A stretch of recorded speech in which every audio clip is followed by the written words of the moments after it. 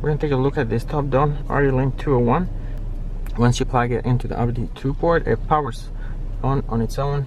And then here you can go to OBD2 and scan for codes. Ready test. Ready test is your emission test. So if you clear the codes, you cannot take your car for emission right away because all the various systems on your car are not tested. So let's go to ready test. You can also press this IM right here. It does the same thing. And then here you can see check engine light is on, one fault code. Spark is okay. Evap is not passed yet. O2 sensor, heater, these are not passed.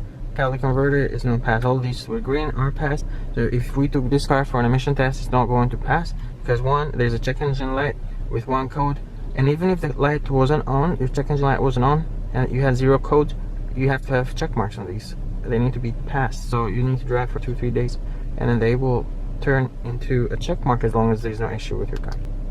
If you're looking at a car that you're going to buy, let's say right before you go to check the car, somebody clears the code, disconnects the battery, whatever they did, so you don't know if there's any issues with the car. Well, you can come in here, you're going to come to IM and look at the check engine light. It will probably be off and you'll have 0 codes, but what's the giveaway that somebody just erased the codes? You see that will be red. You have maybe 1 or 2 green check marks, but most of them will be red. See this vehicle here, these codes were erased a couple of days ago, and these lights are still, some of them are still not ready. So they, on a car that's been driven for weeks and without any issue, you know, these should all be checked, and there should not be a single one of them that's an X or not ready. But we'll go and check for codes.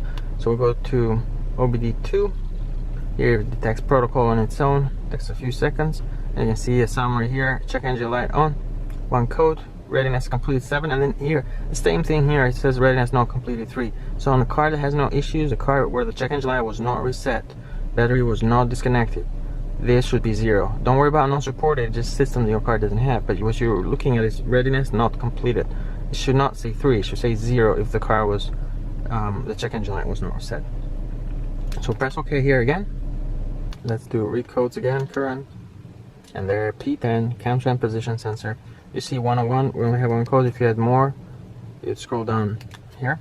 And then pending is important as well because a code might not be current, but if it's pending, it will most likely become a current and trigger that check engine light. So that's how you read codes. You can come here, erase codes. You can also check emission readiness, the same as this button right here.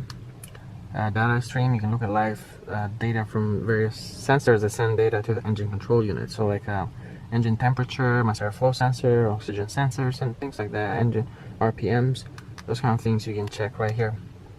You can even graph them if you like. And then right here is a list of various sensors that you can look at the data. Let's for example look at engine temperature. We click that and it will graph that. And other things, freeze frame data, you can carry O2 sensor test. It does not work on this car, it's a BMW. The same thing with AVAP system test, and you can look at vehicle information.